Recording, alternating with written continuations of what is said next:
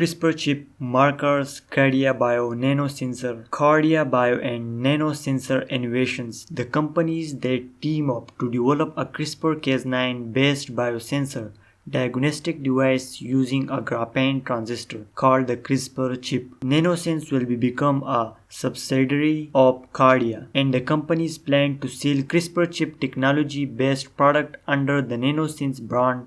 Financial terms of the deal were not disclosed. The closing of the principal's merger is subject to stockholder approval and customary closing conditions. The companies made a splash earlier this year when they announced that had developed a CRISPR-based diagnostic chip that could analyze DNA in the native state without the need of amplifications, labeling, or optional instrument.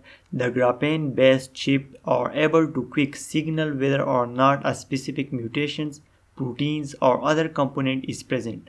According to the Cardia CEO Michael Hodzi, Cardia is looking to develop a line of CRISPR chip-based product that will have used a disease diagnostic agriculture tools and even research tool to validate the efficiency and specificity of other CRISPR-based technologies. Concurrent with the merger announcement, Cardia also said its launch in early access program for its first CRISPR chip-based product under the Nanosense brand.